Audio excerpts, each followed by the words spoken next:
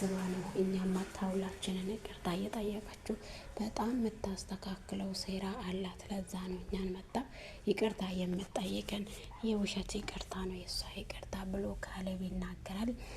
ደሊና ደግሞ ካሌብ ሁሉም ሰው እኮ ይሳሳታል። የተሳሳተ ደግሞ ይቅርታ ከጠየቀ ይቅርታ ማድረግ የራሳችን ፋንታ ነው ብላ ደሊና ስታወራ፣ ደሊና እና ከእናንተ በላይ እኔ ነኝ ማቃት፣ እናንተ ስለ እሷ ምንም ነገር አታውቁም። ስለዚህ እሷ የሆነ ትልቅ ሴራ አዘጋጅታ ነው አሁን እኛን መታ ይቅርታ ጠይቃ ከዛ በኋላ የሆነ ነገር ሲፈጠር ቤዛ እንግዲህ ከዚህ በፊትም ከእናቷ ጋር ከወይዘሪት አልማዝ ጋር ካሌብ እሱ ቤተሰቦቹ ማን እንደሆነ እንዳያውቅና ቤተሰቦቹን ወይም እሱ እውነተኛ የአልማዝ ልጅ እንዳልሆነ እንዳያውቅ ብዙ ምስጢር ደብቆ ነበሩ ከአዜብ እጅ። አዜብ ደግሞ ልጄን ለማዳን ብዬ ነው ይሄን ነገር ያደረግኩት። እንግዲህ አዜብ በፊት ካሌብ የኔ ልጅ ነው፣ ልጄን ደግሞ በአንቺ እጅ አልለቀሽም፣ ልጄ እናቱ እውነተኛ እናቱ እኔ እንደሆንኩ ያውቃል አንድ ቀን ብላ ስታወራ ነበረ። እንግዲህ አዜብ ለአልማዝ ካሌብን ስትሸጥ ይሄ የኔ ልጅ ነው ብላ ነው የሸጠችውና ግን ከሰፈር ልጆች ሸታ እንግዲህ ወይዘሪት አልማዝ ልጅ ማውለድ ስለማትችል እንደዛ አድርጋ ነው በገዝታ በገንዘብ ልጇ አርጋ አሳድጋ ነበርና ነገር ግን በከለታት አንድ ቀን እንግዲህ ደሊና ሁሉንም እውነታ ታወጣዋለች። በዛ ምክንያት አልማዝም ከቤት ትሄዳለች። እንግዲህ ቤዛም ግራ ገብቷት ይቅርታ ካልጠየቅኩኝ ሁለተኛ ውሸቴን እንዴት ሆኜ ድራማዬን ለመቀጠል ሁላቸውንም ይቅርታ ጠይቄ እውነተኛ ሰው መሆን አለብኝ መጀመሪያ ብላ ነው እንግዲህ ብሌን ድራማዋን የጀመረችው። ቤዛ ድራማዋ ግን እንግዲህ ውሸት ሁሉ እያደረገች ያለችው መጀመሪያ የካሌብን ንብረት ወስዳ ካሌብ የኔ ብቻ ነው በማለት ነው።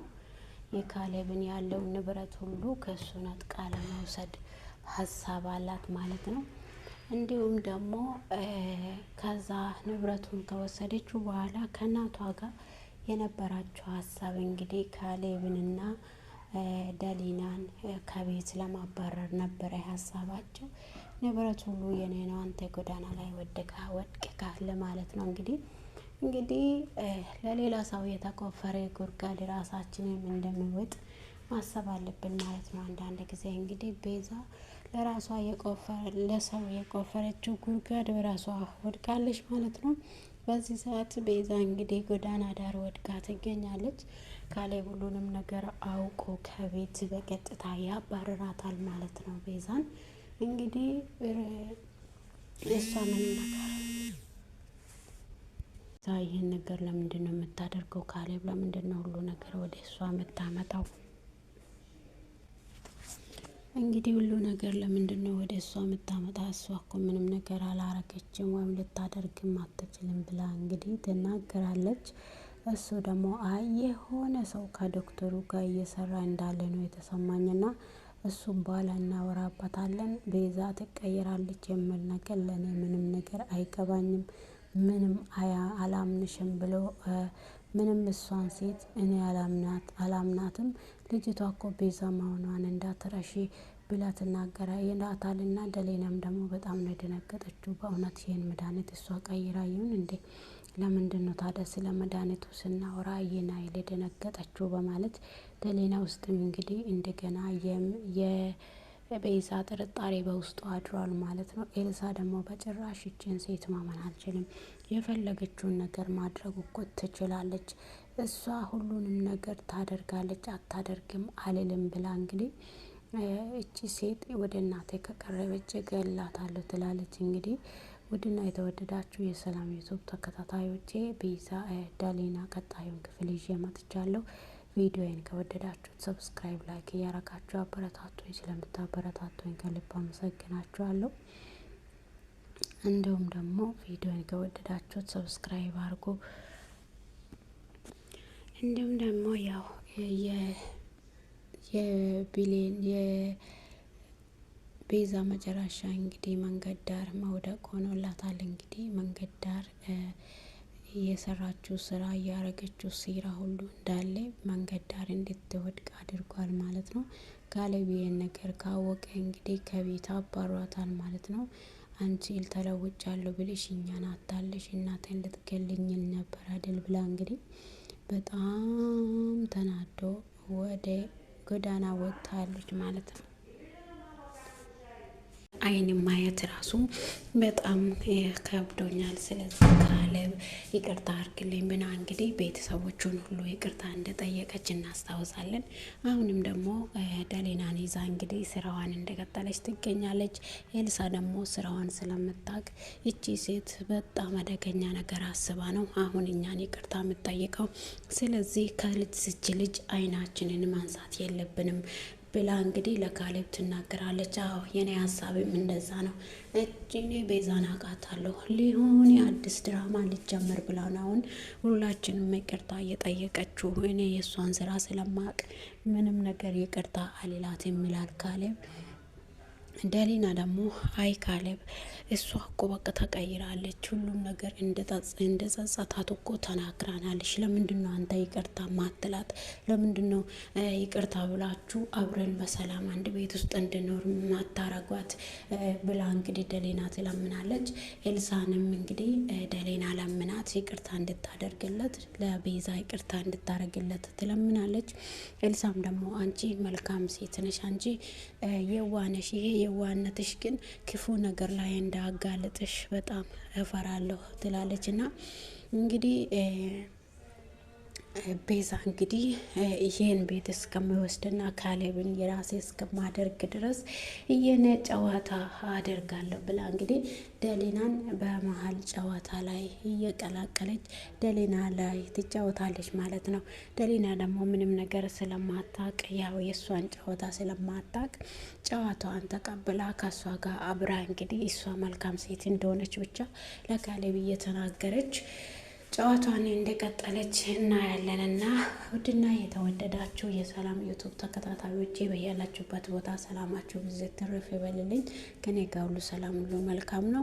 እንግዲህ ዛሬ ደሊና ቀጣዩን ክፍል ይዤላችሁ መጥቻለሁ። ቪዲዮን ከወደዳችሁ ሰብስክራይብ፣ ላይክ እያረጋችሁ አበረታቱኝ። ስለምታበረታቱኝ ከልብ አመሰግናችኋለሁ። እንግዲህ ቤዛ ጨዋታዋን እንደቀጠለች ትገኛለች። በፊት ከእናቷ አልማዝ ጋር እንግዲህ ብዙ ነገር እየሰሩ ለካሌብም እውነታ ሳያውቅ ይሄን ቤት የራሳችን ካደረገን በኋላ ወይዘሪት አልማዝም እኔ እናቴ አይደለሁም ብላ እንግዲህ ለመናገር ዝግጁ ሆነው እንግዲህ ሀሳባቸውን ሳያስጨርሱ እንግዲህ ደሊና እውነታውን ታወጣለች ማለት ነው። ካሌብ የአልማዝ ልጅ እንዳልሆነ እና እንዲሁም ደግሞ በገንዘብ ተገዝቶ የተሸጠ ልጅ እንደሆነ እናያለን። በዛ ምክንያት እንግዲህ ደሊና እውነታን ካወጣችው በኋላ ወይዘሪት አልማዝ ከቤት ትጠፋለች። እንግዲህ ቤዛ ደግሞ እኔ ወደድክም ጠላክም እኔ ህጋዊ ምስትክ ነኝ፣ ስለዚህ እኔን ተቀብለክ መኖር ደግሞ ያንተ ግዴታ ነው። አይ በእኔ መሀልና በአንቺ መሀል ያለውን ነገር እኛ ሁለታችን እንጨርሳለን። እኔ ከእንግዲህ ስለ አንቺ ምንም ስሜት የለኝም። ሲጀመርም እኔ ያገባውሽ ለማየ ብዬ ነው እንጂ እኔ ወድጄሽ አክብሬሽ አይደለም ያገባውሽ። እኔ ለማየ ብዬ ነው፣ እማየ ለአንቺ ብዬ ነው ሁሉንም ነገር ያደረኩት እንጂ ቤዛን ወድጄ አይደለም እኔ ያገባውት ብሎ ይናገራል ማለት ነው ለእናቱ። ከዚህ በኋላ ማታስጠነቅቂያት ከሆነ እኔ የማደርገውን እኔ ራሴ አውቃለሁ ብሎ ወይዘሪት አልማዝ ላይ ይጮሃል ማለት ነው ካሌብ። በዛ ምክንያት ደግሞ ካሌብ ይቅርታ እንደረግላቸው ሳትታመምም አሞኛል ብላ ስታስመስል እናለን። ዛሬ ላይ ግን እውነተኛ እህቱንና እውነተኛ እናቱን ካገኘ በኋላ ሁሉም ነገር ግራ ገብቷት እንግዲህ ኤልሳ ደግሞ አለቅሽም ብላለች። እና ኤልሳ ደግሞ እውነቷን ስላወቀች እነሱ እዚህ ቤት መኖራቸው ለእሷ መልካም ነገር እንዳልሆነ ስላወቀቻቸው ቤዛ እና ኤልሳ ተጠማምደዋሉ። ካሌብም እስካሁን ድረስ ቤዛ አትቀየርም፣ መቼም ቢሆን ቤዛ እንደማትቀየር እኔ አውቃለሁ። ደሊና አንቺ ምንም ነገር አታውቅም። ስለዚህ እስካሁን ድረስ ቤዛ እያስመሰለች ነው ያለችው እና እሷ ምንም ነገር ከማድረግ ውጭ ወደኋላ አትችልም። የፈለገችዋን ነገር እስክትደርስ ድረስ ሁሉንም ሰው ታታትላለች። አሁንም እያታለለች ነው እና ስለዚህ ይህኔ መቼም ቢሆን እሷን አምኜ ይቅርታ ጠይቃኛለች ብዬ መቼም አላምንም ይላታል ካሌብ ለደሊና። ደሊና ደግሞ ካሌብ እባክን አንድ ሰው ጥፋቱን አውቆ የካሌብ ናትን እንግዲህ የልብ መድኃኒት ቤዛ እንደቀየረች ማንም ሰው አያውቅም። መድኃኒቱን ስላለ ካልወሰድሽው ብዙ ትጎጃለች። ስለዚህ መድኃኒቱን ሳታቋርጪ መውሰድ አለብሽ ተብላለች እና ሆስፒታል ውስጥ እንግዲህ ቤዛ የልቡን መድኃኒት እንደቀየረችው እነሱ ምንም ነገር የሚያውቁ ነገር የለምና እንግዲህ መድኃኒቱን ራሱን እየወሰደች በሁን ውሃ ብላ እየለመነች በር ላይ ቆማ ትሰማለች ማለት ነው። እንግዲህ ኤልሳ ደግሞ እሷ አጠገቧ እንዳደርስ ከልክላ ነበረና ግን መድኃኒቱን ማንም ሰው ቼክ ያደረገ ሰው የለም። ያኛውንም መድኃኒት እየሰጠቻት ትገኛለች ማለት ነው። ቤዛ መድኃኒቱን ቀይራዋለች እና እናታቸው እንደታመሙ ካሌብም አላወቅም። ካሌብ እንግዲህ ያው ኤልሳም በፊትም ጥርጣሬ አላት። ጥርጣሬዋን ደግሞ አልቀየረችውም። ምንም ሆና ደሊና ጥርጣሬያቸውን ለማሳመን ብትሞክርም ደሊና አንቺ መልካም ሴትና የዋ ስለሆንሽ ነው ሰውን ቶሎ የምታምኘው ወይም ሳለው ሰውን ቶሎ ይቅር የምትይ እቺ ሴት አረመኔ ናት። ስለዚህ መቼም ቤዛ እንደማትቀየር ከኔ በላይ ቤዛን ሚያውቃት የለም ብሎ ካሌብ እንግዲህ ለደሊና ይናገራል። ደሊና ደግሞ ለምንድን ነው እሷ ይቅርታ እየጠየቀች አንተ እንደዚህ የምትለው? እባክህን ካሌብ ይቅር በላትና ቤታችን ሰላም ሆኖ ይኖር። ሰላምና አንድ ቀንም ሰላም አገኝተን አናውቅም። ግን ዛሬ እውነታው ስለወጣና አንተም እውነታ ስላወቅ አሁን ምንም ነገር ማድረግ ስለማትችል ይቅርታ ጠይቃለች። ስለዚህ ይቅር በላትና አብረን እንኖር ትላለች። ካሌብ ደግሞ እኔ መቼም ቢሆን እሷን አላምናትም ይላልና ወይዘሮ ጽጌረዳ እንግዲህ መድኃኒቱ እንደተቀየረላት ስለማታቅ ቤዛ የሰራችውን ሰርታ ሁላቸውንም ይቅርታ ጠይቃ እንግዲህ ካሌብና ኤልሳ ባያምኗትም እንግዲህ ደሊናና የወይዘሮ ጽጌረዳ አምናሉ ማለት ነው። በዛ ምክንያት እንግዲህ ምንም ነገር አታደርግም እሷ አይደለችም እንድትባል አንድ ነገር ብፈጠር እሷ ናት መባሏ ስለማይቀር መጀመሪያ አሳመነቻቸው ማለት ነው።